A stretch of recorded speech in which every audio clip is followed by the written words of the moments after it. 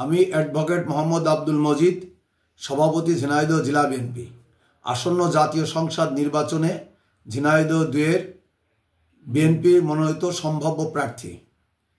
আমি আমার এলাকায় তৃণমূল পর্যায়ের নেতাকর্মীদের নিয়ে দীর্ঘদিন যাবৎ আমি আমার নির্বাচনী প্রচার প্রচারণা কর্মকাণ্ড পরিচালনা করছি।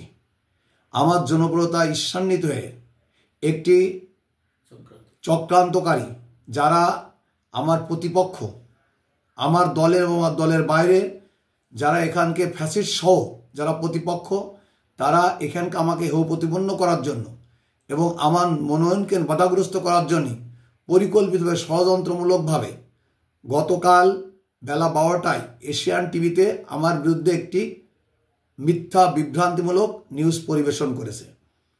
এই নিউজ আমি দেখার পরে আমার ভিতরে রক্তক্ষরণ হয়েছে।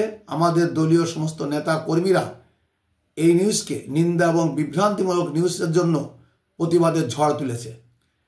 আমি শুধু এই চক্রান্তকারীদের বলতে চাই এবং এশিয়ান টিভিকে বলতে চাই, একজন মানুষ সম্পর্কে মিথ্যা বিভ্রান্তিমূলক নিউজ পরিবেশন করা আগে তার সাথে কথা বলা উচিত ছিল। যে নিউজ পরিবেশন করা হয়েছে যে ব্যক্তিকে নিয়ে, সাবেক ডিএমপি কমিশনার আসাদুজ্জামান, তার সাথে আমার আদৌ কোনো ব্যবসার সম্পর্ক নাই। তার সাথে আমার কোনো ব্যবসায়িক কোনো সম্পর্কিত আমি কোন ব্যক্তি নয় এবং তার সাথে সে ছিল ফ্যাসিস্ট সরকারের একজন দোসর। আমি এই বিগত ফ্যাসিস্ট সরকারের সময় আমি প্রায় 61টা মামলার আসামি। আমি সরকার বিরোধী চূড়ান্ত আন্দোলনের জন্য আমার জীবন বাজি নিয়ে আমি কাজ করেছি। সেখানে ফ্যাসিস্টদের সাথে আমার ব্যবসায়িক সম্পর্ক হবে, এটা কখনো সম্ভবপর নয়। এতদিন এই সমস্ত নিউজ প্রবেশন করা হয় নাই, এতদিন এই সমস্ত কথা বলা হয় নাই।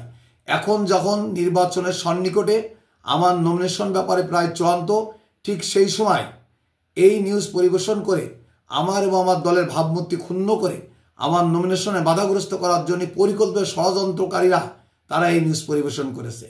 তারা যে দরখাস্ত করেছে দুদকে, একটা মিথ্যা বিভ্রান্তিমূলক অসত্য তথ্য দিয়ে দরখাস্ত করেছে।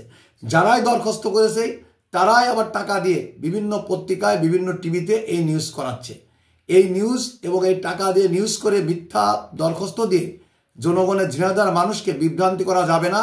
আমি শুধু এশিয়ান টিভির কর্তৃপক্ষকে বলতে চাই যে আপনারা মিথ্যা বিভ্রান্তিমূলক যে নিউজ করেছেন এর জন্য আমরা 3 নিন্দা জ্ঞাপন করছি এবং আপনারা এই ব্যাপারে অবশ্যই আপনারা যদি পাল্টা নিউজ করে এর সংশোধনী না করেন, আমি অবশ্যই আইনি ব্যবস্থা নেব। এইটা আমার মূল কথা। সবাইকে ধন্যবাদ।